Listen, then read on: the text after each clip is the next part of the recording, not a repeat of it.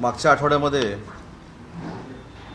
मी आपल्याशी संवाद साधत असताना असं सांगितलं होतं की रोज सकाळी ज्या पत्रकार परिषदा होतात आणि त्याच्यानंतर फार मोठी टीका टिप्पणी केली जाते, सरकारची बदनामी केली जाते, सरकारबद्दल बोललं जातं आणि विशेषतः अतिशय सक्षमपणानं काम करणारे जे मुख्यमंत्री आहेत त्यांना टार्गेट करून त्यांना देखील बदनाम करण्याचं काम उद्धव बाळासाहेब ठाकरे शिवसेनेकडनं सकाळी 9 वाजल्यापासून सुरू होतं.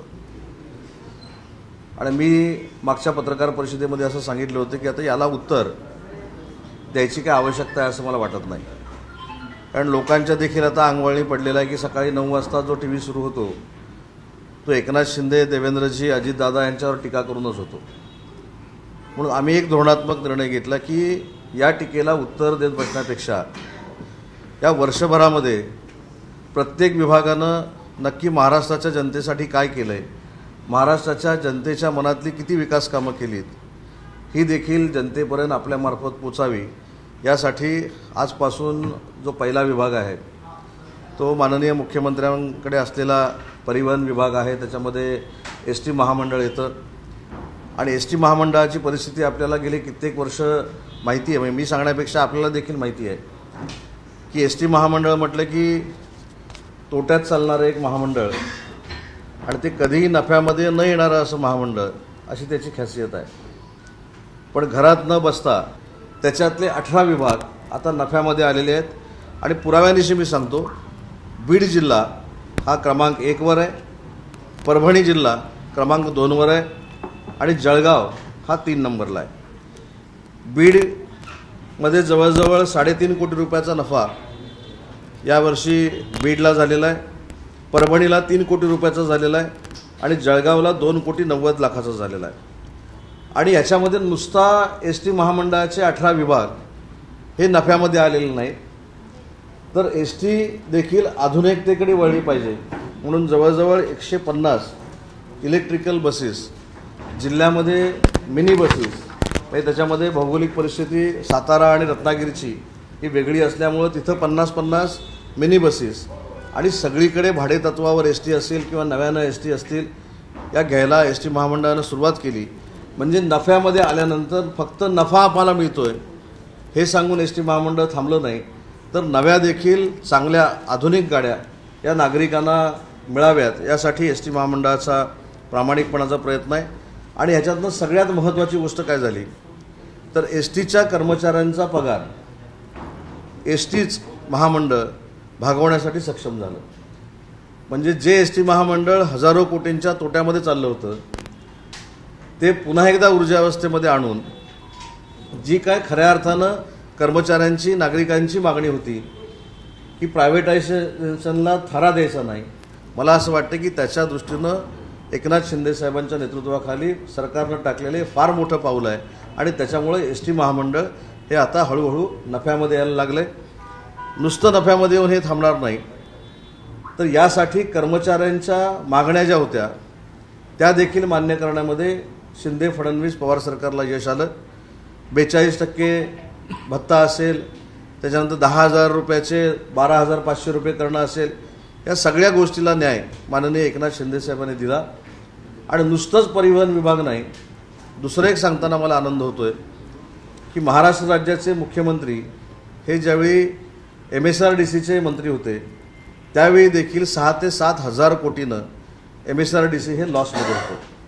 आणि आज जर आपण बघितलं तर किमान 10 ते 12 हजार कोटी MSRDC महामंडळ जे आहे हे नफ्यामध्ये आलेलं आहे.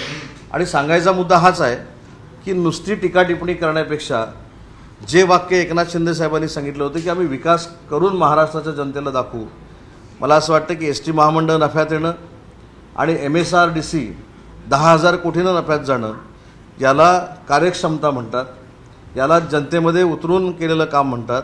आणि म्हणून जे काही लोक टीका टिप्पणी करतात माननीय मुख्यमंत्र्यांवर आणि ज्यांचा उल्लेख आम्ही कॉमन मॅन म्हणून करतो, त्या कॉमन मॅननं कॉमन मॅनसाठी केलेलं हे अतिशय भरीव काम आहे. मी फक्त 2 विभागाचं सांगितलं.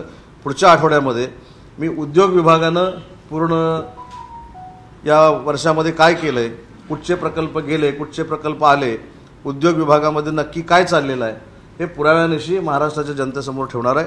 आणि म्हणून या विषयासाठी फक्त ही पत्रकार परिषद होती. त्याच्यामुळं आम्ही टीका टिप्पणीकडे लक्ष देत नाही. आम्ही ज्या सरकारमध्ये आहोत, आम्ही जे सरकार चालवतो ते जनतेच्या हितासाठी चालवतो.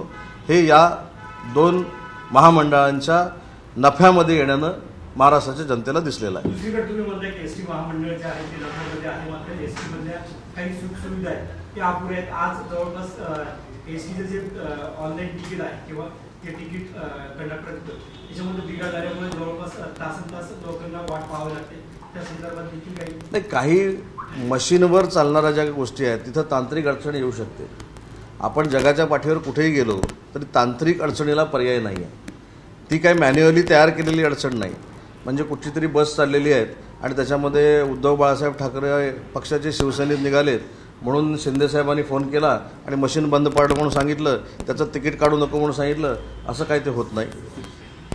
मॅन्युअली काही गोष्टी असतील तर आपण जबाबदार धरू शकतो, पण इलेक्ट्रॉनिक आणि मशीन जर असतील तर त्याच्यामध्ये तांत्रिक बिघाड होऊ शकतो. परंतु भविष्यामध्ये तो देखील तांत्रिक बिघाड होऊ नये यासाठी आम्ही कार्यरत राहू.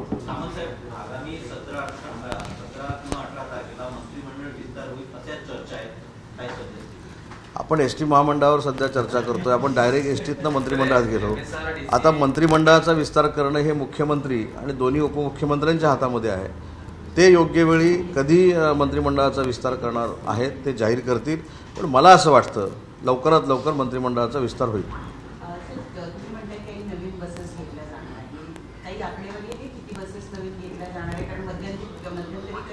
व्हिडिओज व्हायरल झाले तर अतिशय दुरावस्था आहे एसटीची आणि ठिकाणी विशेषतः गडचिरोली असेल किंवा दुर्गम भाग आहे तिथे खूपच दुरावस्था आहे. माझ्याकडे ती देखील आकडेवारी आहे. जुलै 2023 पर्यंत एस टीकडे 16,233 गाड्या आहेत आणि त्याच्यातल्या 10 वर्ष पूर्ण झालेल्या जवळजवळ 9,000 गाड्या आहेत. आणि त्याला पर्याय म्हणून इलेक्ट्रिकल बसेस, मी जसं सांगितलं की ज्या ठिकाणी भौगोलिक परिस्थिती अतिशय अडचणीची आहे, छोटे छोटे रस्ते आहेत, उदाहरणार्थ सातारा जिल्हा असेल, रत्नागिरी जिल्हा असेल, याला आपण मिडी बसेस ज्या म्हणतो त्या देखील देण्याचा निर्णय एस टी महामंडळाने घेतलेला आहे. इलेक्ट्रिकल व्हेकल सगळीकडेच देण्याचा निर्णय घेतलेला आहे. नवीन बसेस देखील आगारामध्ये येत आहेत. त्याच्यामुळे नवीन एस टी, नवीन मिनी बसेस आणि इलेक्ट्रिकल व्हेकल मोठ्या प्रमाणामध्ये एस टीमध्ये येण्याची प्रक्रिया सुरू झालेली आहे. ते आता भौगोलिक रचनेवर ठरवावं लागेल ना, कारण काही ठिकाणी त्याची लेंथ आणि विड्थ त्याच्यावर देखील एसट्या चालतात. त्याच्यामुळं पण प्रदूषण जर दूर करायचं असेल तर जास्तीत जास्त इलेक्ट्रिकल बसेसच आता भविष्यामध्ये आणाव्या लागतील. एसटी कामगारांनी जे याच्या आधी देखील आंदोलन केलं होतं त्यांच्या मागण्या होत्या, त्या मागण्या अद्याप पूर्ण झालेल्या नाहीत. त्या संदर्भात काही मी सांगितलं ना, एस टी महामंडळाच्या बाबतीमध्ये भत्त्याचा जो विषय होता तो सुमोटो आदरणीय एकनाथ शिंदे साहेबांनी 38% केला आणि ज्यावेळी पुन्हा एकदा सगळ्यांची मागणी आली त्यावेळी 42% केला. 10,000 रुपये जे अनुदान द्यायचं होतं ते 12,500 रुपये केलं. आणि हा देखील शिंदेसाहेबांचा आणि सरकारचा प्रयत्न आहे की एस टी महामंडळाच्या लोकांचे जे पगार आहेत किंवा एस टी महामंडळांच्या लोकांच्या पगारातले जे फरक आहेत ते चांगल्या पद्धतीनं दूर करून महाराष्ट्र देशात पगाराच्या दृष्टीनं देखील एक नंबरला कसं राहील एस टी महामंडळाच्या कर्मचाऱ्यांच्या बाबतीत, तसा एकनाथ शिंदेसाहेबांचा प्रयत्न सुरू आहे.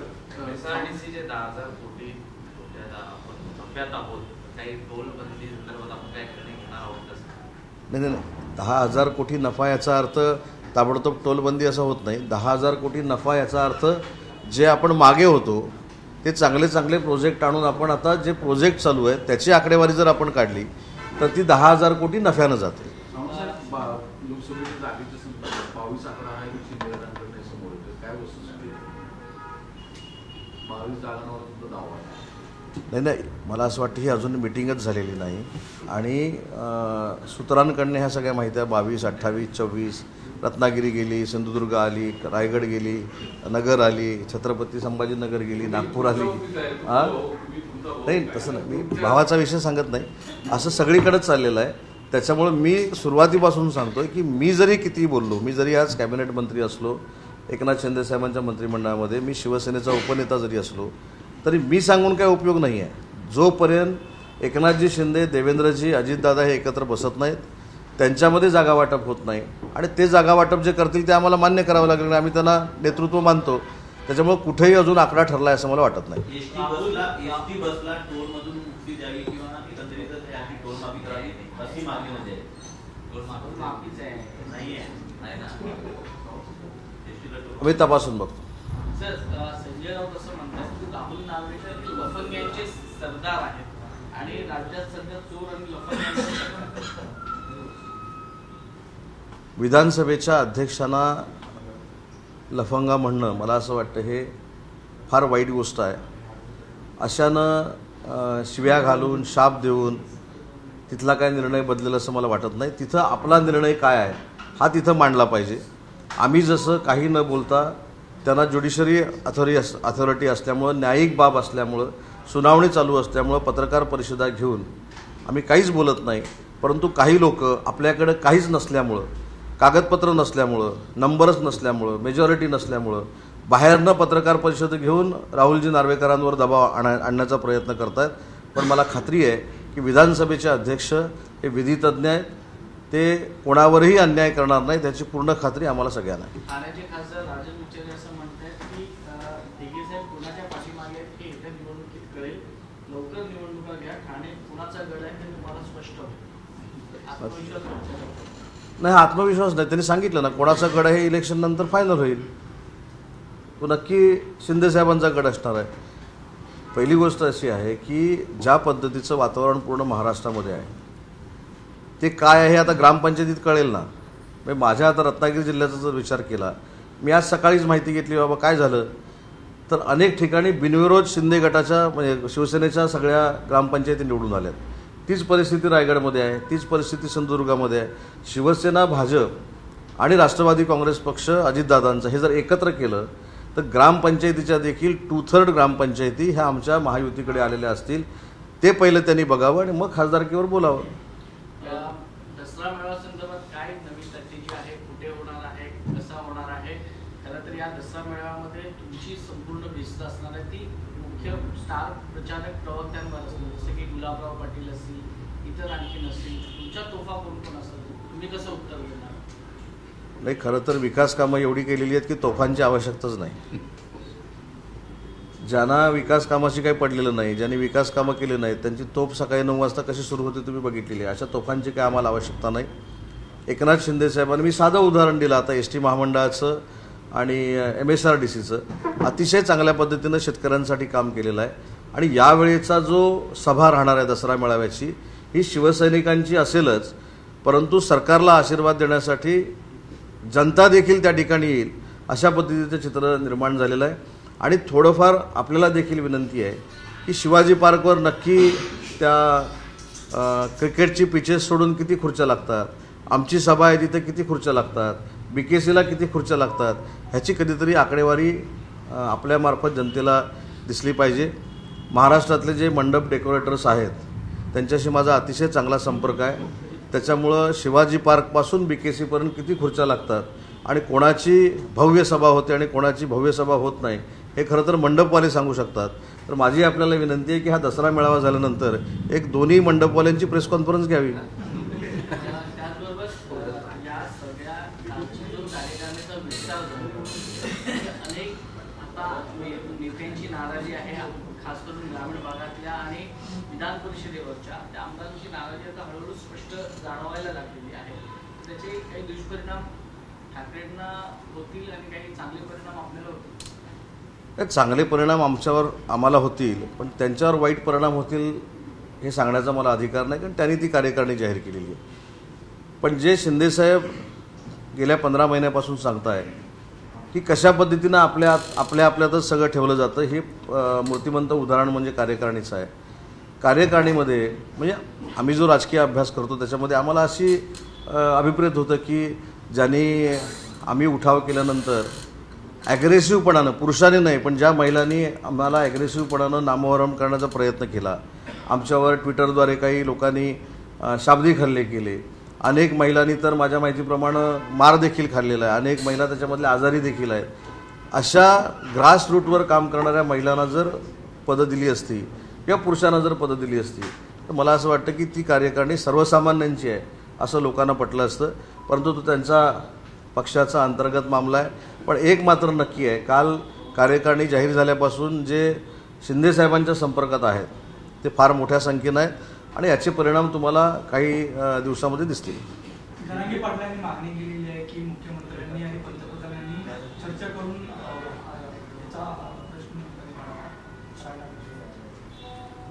नाही, चांगली मागणी आहे ना. त्याच्यामध्ये त्यांचं शासनामार्फत आम्ही मनापासून स्वागत करतो. कारण मराठा समाजाला आरक्षण टिकणारं देणं हेच धोरण घेऊन आदरणीय एकनाथजी शिंदेसाहेब काम करत आहेत, देवेंद्रजी अजितदादा काम करत आहेत. त्याच्यामध्ये अशी चर्चेची भूमिका जर जरांगे पाटील घेत असतील तर खरोखरच स्वागत करण्यासारखी गोष्ट आहे.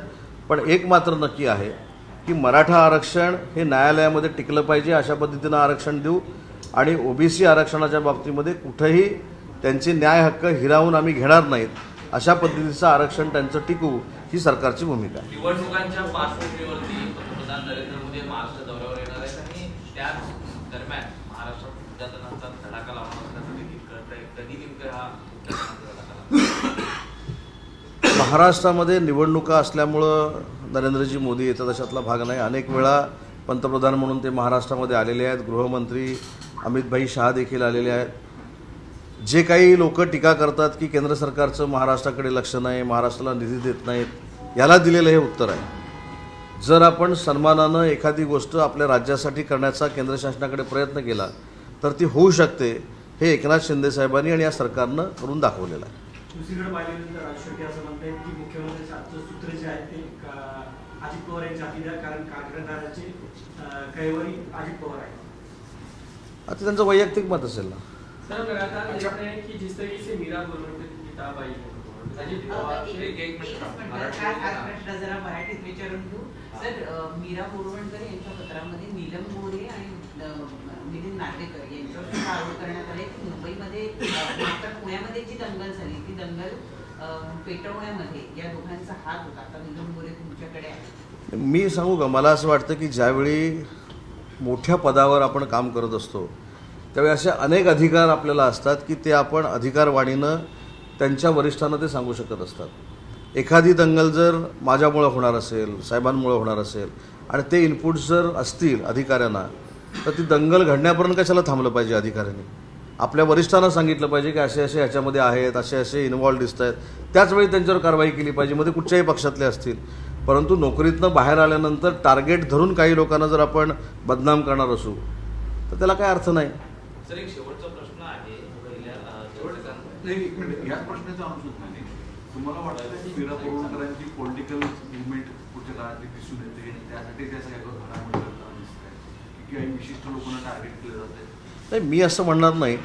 परंतु रिटायर्ड झाल्यानंतर असं पण पुस्तक संस्कृती पुढे यायला नको की रिटायर्ड होईपर्यंत आपण सगळं म्हणजे आम्ही प्रशासनाला घाबरलो, आम्ही मंत्र्यांना घाबरलो, आम्ही ह्यांना घाबरलो, असं काही नाही आहे. अनेक अधिकारी असे आहेत की जिथं मंत्र्यांनी सांगितल्यानंतर क्रॉस करून आम्ही जे केलेलं आहे हे योग्य केलेलं आहे अशी भावना महाराष्ट्रातल्या अनेक अधिकाऱ्यांनी दाखवलेली आहे. पण आता निवृत्त झाल्यानंतर अशा पद्धतीनं आरोप प्रत्यारोप करणं हे योग्य आहे की अयोग्य आहे हे जनता ठरवेल. परंतु निलमताईंचं नाव असेल आणि मिलिंद नार्वेकरांचं नाव असेल, काल अजितदादांचं नाव होतं, मध्येच काल दुपारी आबांचं नाव आलं, आर पाटील साहेबांचं.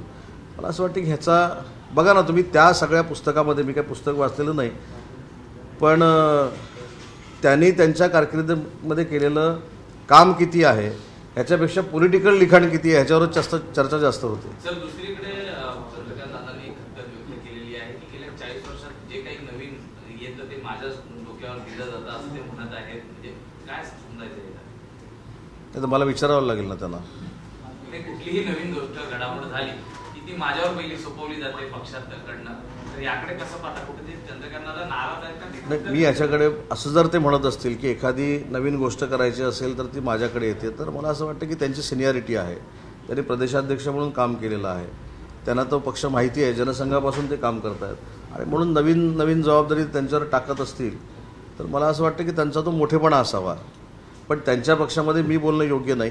चंद्रकांत दादा हे सिनियर आहेत, ते वाक्य हे कशासाठी बोलले हे त्यांना विचारावं लागेल आणि ते त्यांची भूमिका स्पष्ट करतील. मीरा बोरवणकर की जो किताब आई उसमें अजित पवार को लेकर जो टिप्पणी है, जो दूसरी टिप्पणियां, उसको कैसे देखते हैं? उस पुस्तक में जो लिखा है अजीत दादा के बारे में, आर पाटिल साहब के बारे में, अभी मैंने सुना नीलमताई के बारे में और मिलिंद नार्वेकर जी के बारे में, मेरा तो ये कहना है कि जब हम सर्विस में रहते हैं तो अपने भी बड़े अधिकारी उधर रहते हैं, अगर दंगल हो या कुछ होने वाली हो ऐसा इनपुट रहे अपन को, तो अपने जो वरिष्ठ रहते हैं उनको बोलना चाहिए, प्रतिबंध करना चाहिए। रिटायरमेंट के बाद ये दंगल इन्होंने की उन्होंने की, तो सिर्फ आप अगर काम पुलिस में कर रहे हो और दंगल जो कोई भड़काने वाला है वो आपके सामने है तो उसके ऊपर कार्रवाई करना चाहिए, तब क्यों नहीं हुई? तो क्या किताब लिखने तक ये सब चीजें अंदर रखी गई क्या? उसको मालूम नहीं, मैंने पढ़ा नहीं है, लेकिन मैंने मराठी में जो कहा, आगे जाके ऐसा न हो हर एक ब्यूरोक्रेट रिटायर होने के बाद एक कोई ऐसा पुस्तक लिखे और उसमें उसके सर्विस में जिसको टारगेट करना चाहिए था वो नहीं कर पाया, उसको टारगेट रिटायरमेंट के बाद करे। ये भी पुस्तक संस्कृती नहीं होनी चाहिए ना। वाचन ना, नक्की वाचन, नक्की वाचन। मॅडम कमिशनर कांग्रेस के नाना पटोले हो या अमरनाथ दानवे कह रहे हैं कि किसी सिटिंग जज हाईकोर्ट से पूरी तफ्तीश होनी चाहिए कि पूरा मामला क्या रहा है, वो एक डिमांड करते हैं अभी आप लोगों से, और आने वाले सत्र में सवाल भी खड़ा करने वाले हैं। ठीक है ना, वो सत्र जो आने वाला है उसके अंदर उन्होंने सवाल खड़ा करना चाहिए, उन्होंने पूछना चाहिए और उसका जो कुछ आंसर है वो महाराष्ट्र राज्य के DCM देवेंद्र जी अच्छी तरह से दे सकते हैं। अजीत पवार को लेकर जमीन बेचने को लेकर जो पुस्तक में टिप्पणी की गई है उसको किस तरीके से देखते हो? खास करके उस समय ऑफिसर रहते, उन्होंने क्या इस चीज को दूसरे फोरम पर नहीं उठाया, जानबूझकर दबाए रखा पुस्तक में? यही मैं बोल रहा हूँ ना कि अगर अजीत दादा ने गार्डियन मिनिस्टर रहते हुए ऐसा अगर कुछ किया है तो उनको भी बहुत फोरम थे ना जाने के लिए, उनके वरिष्ठ लोगों के लिए, तब के CM के पास और जो कोई था उनके पास। इसलिए मैं बोल रहा हूँ उसमें क्या है मैंने पढ़ा नहीं है, मैं पढ़ूंगा, लेकिन रिटायरमेंट के बाद हर एक को टारगेट, पॉलिटिकल लीडर को टारगेट करना ये अच्छी बात नहीं है। क्यों ऐसा लग रहा है अभी प्रेस कॉन्फ्रेंस कह रहे हैं कि आप जब किसी भी नेता के प्रेस कॉन्फ्रेंस का जवाब नहीं देना चाहते, आप कंस्ट्रक्टिव कामों को कॉन्सेंट्रेट करना चाहते हैं, क्या वो काम है जो बताने की आप शुरुआत करने वाले, क्या आने वाला इलेक्शन 2024? नहीं, इलेक्शन तो दूर है, लेकिन हमने ये सोचा है कि एक बरस में जो हमने कंस्ट्रक्टिव काम किए हैं वो भी आपके माध्यम से महाराष्ट्र की जनता के सामने जानी चाहिए। इसलिए ST महामंडल और MSRDC का जो पूरा काम का परिचय है वो मैंने आपको दिया है, और ST महामंडल भी और MSRDC भी अभी प्रॉफिट में है। और शिवसेना की इस बार दशहरा रैली किस तरीके से खास रहने वाली है? क्योंकि पिछली बार आपने BK से भी किया था, इस बार आपने फैसला किया कि आजाद मैदान में करेंगे, तो किस तरीके से होगी और क्या क्या फोकस होगा? रैली पक्की होगी, एकनाथ शिंदे साहब के नेतृत्व में होगी, और पिछले साल जो रिकॉर्ड ब्रेक रैली हो गई थी उसका रिकॉर्ड हम ही वापस ब्रेक करेंगे, और शिवसैनिक भी रहेंगे और आम जनता भी रहेगी। आज टिकटॉकला सगळ्यांची जी बैठक आहे त्या बैठकीचं कारण काय, म्हणजे लोकसभेची तयारी आहे, दसरा मेळाव्याची तयारी आहे, नेमकं काय? दसरा मेळाव्याची तयारीचा विषय असू शकेल, त्याच्यानंतर ग्रामपंचायतीच्या निवडणुका आहेत, त्याला मुख्यमंत्री महोदय मार्गदर्शन करतील, कदाचित लोकसभेच्या निवडणुकीला सामोरं जात असताना कशा पद्धतीनं प्रचार यंत्रणा राबवली पाहिजे ते जाहीर करतील।